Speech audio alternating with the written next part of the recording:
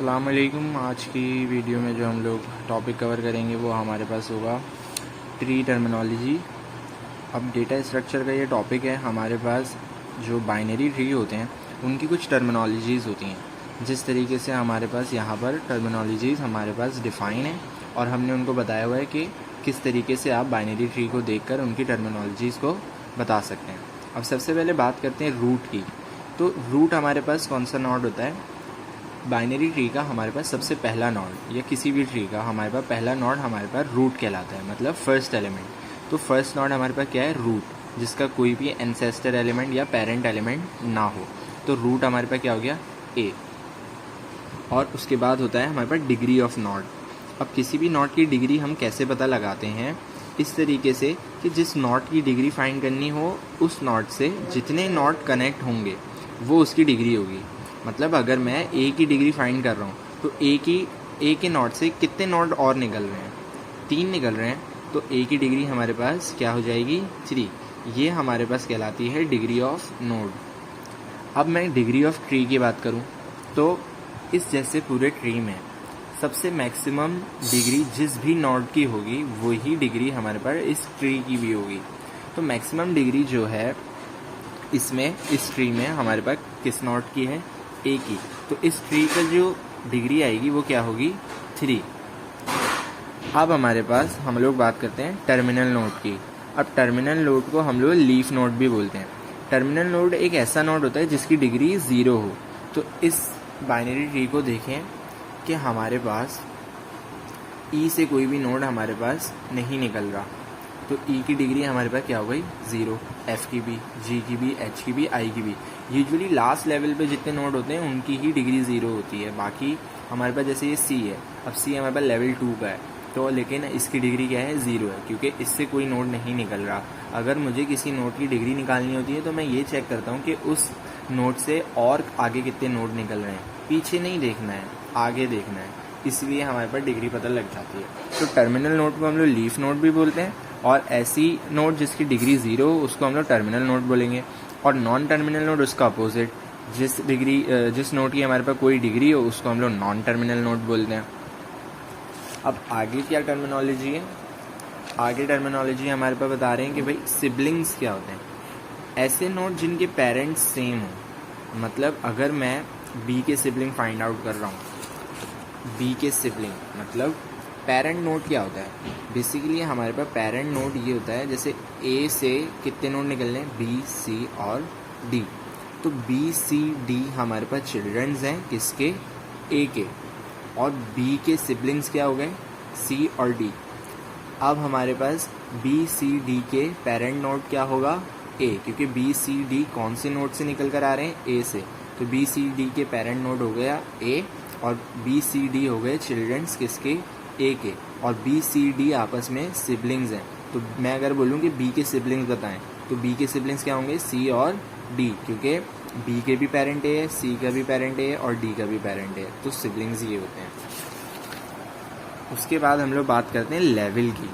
Level हमारे पास क्या होते हैं कि जैसे रॉज होती हैं, इनके लेवल होते हैं फिक्स। रूट का लेवल हमारे पास होता है 0। ये हमारे पास रॉ 1 है, इसका लेवल है 0। ये लेवल 1, फिर ये लेवल 2। इस तरीके से हमारे पास लेवल बनाए जाते हैं। अब ये जितने भी नोड हैं फर्स्ट लेवल में है, फिर ये जितने भी नोड हैं ये लेवल 2 पर है। रूट नोड हमारे पास लेवल 0 पर होती है। इस तरीके से हमारे पास लेवल होते हैं। और हमारे पास एज। अब एज हमारे पास क्या होती है? वो लाइन जो 2 नोड को कनेक्ट करे। जैसे हमारे पास ये 2 नोड कनेक्ट किससे हो गए? इससे ना, तो ये हमारी एज हो गई। ये 2 नोड किससे कनेक्ट है? इससे, तो ये हमारी एज हो गई, ये एज हो गई, ये एज है, ये एज है, ये एज है, ये एज है, ये एज है। एज इसको बोलते हैं। अब पाथ जो है, पाथ हमारे पास अगर मैं एक नोड से दूसरे नोड तक जाने का रास्ता, पाथ बेसिकली रास्ते को बोलते हैं ना, तो मैं बोलूँ कि भाई मुझे ए से आई तक जाना है, तो ए से आई तक जाने का जो भी रास्ता होगा, जो भी पाथ होगा, वो हमारे पास क्या कहलाएगा? पाथ। मैं कह रहा हूँ कि मुझे ए से आई तक जाना है, तो ए से आई तक जाने तक क्या रास्ता है कि भाई ए से डी जाऊँगा, फिर डी से आई जाऊँगा। तो ए से लेकर डी, फिर डी से आई, ये हमारे पास इसका पाथ हो गया ए से आई तक पहुंचने का, ये हमारे पास पाथ होता है। अब प्रीडेसेसर और एंसेस्टर, प्रीडिसेसर और एंसेस्टर, अगर बी नोड ए से निकला है तो ए हमारे पास बी का एंसेस्टर है, मतलब ए नोड जो है, बी जो है ए नोड से निकल कर आया है, तो ए नोड जो है एंसेस्टर होगा किसका, बी का। इसी तरीके से हमारे पास एंसेस्टर हम लोग पता लगाते हैं। इसी तरीके से सी का एंसेस्टर भी कौन है, ए, डी का भी ए, ई का एंसेस्टर कौन होगा, बी, एफ का एंसेस्टर कौन होगा, बी, जी का एंसेस्टर कौन होगा, डी, एच का एंसेस्टर डी, आई का डी। तो बेसिकली यूजुअली पेरेंट नोड जो होता है उसी को एंसेस्टर हमारे पास बोला जाता है, लेकिन यहाँ पर ए का एंसेस्टर कोई भी नहीं होगा क्योंकि ए किसी से निकल कर नहीं आया। डिसेंडर जो है एंसेस्टर का अपोजिट कर लें, अगर बी नॉट ए से निकला है तो बी जो है ए को डिसेंडेंट है। जैसे बी जो है अगर ए से निकल कर आ रहा है तो ए तो एंसेस्टर है बी का, लेकिन बी डिसेंडर है किसका, ए का। तो ये टर्मिनोलॉजी हो गई हमारे पास। फिर आगे हमारे पास क्या बता रहे हैं, डेप्थ ऑफ अ नोड। अब नोड की जो डेप्थ होती है वो क्या होती है, अब जिस नोड की डेप्थ फाइंड करनी हो उस नोड से रूट नोड तक के number of edges depth of node कहलाएंगे।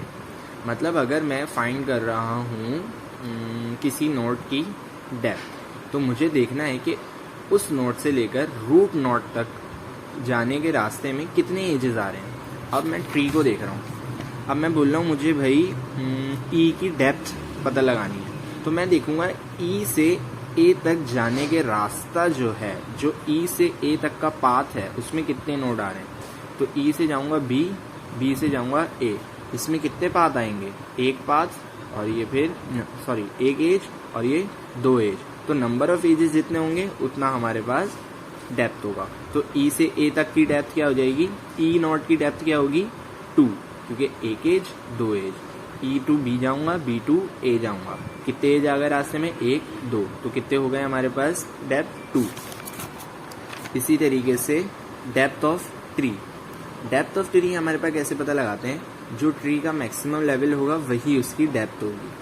अब मैक्सिमम लेवल हमारे पास क्या होता है, जहाँ तक ट्री का लेवल जा रहा हो वो हमारे पास मैक्सिमम है, जो लास्ट लेवल होता है वही मैक्सिमम होगा ना ट्री का। अब इसका मैं बोलूँ कि भाई इसकी डेप्थ क्या है, इस ट्री की डेप्थ क्या है, तो इसका लास्ट लेवल क्या है, मैक्सिमम लेवल 2 है ना, तो इसकी डेप्थ क्या हो जाएगी 2, डेप्थ इसकी हमारे पास क्या हो जाएगी 2। फिर विद हमारे पास क्या होती है, ट्री की जिस रॉ में मैक्सिमम नंबर ऑफ नोड्स होंगे वो उसकी विद होगी। मतलब हमारे पास ऐसा ट्री जिसकी कोई हमारे पास रॉ हो और उस रॉ में मैक्सिमम नंबर ऑफ नोड्स हो, तो हमारे पास ये फर्स्ट रॉ हो गई, ये सेकंड रॉ हो गई।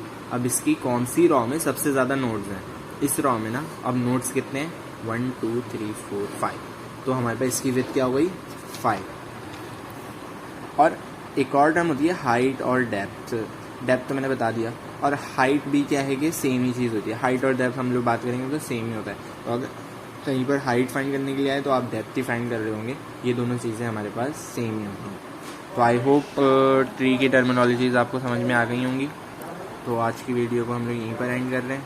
आई होप कि आपको वीडियो पसंद आई होगी। अगर वीडियो पसंद आए तो चैनल को सब्सक्राइब कर दें और बेल आइकन को भी दबाएं। बाकी मुलाकात होगी आपसे नेक्स्ट वीडियो में, तब तक के लिए अल्लाह हाफ़िज़। बहुत शुक्रिया, थैंक यू।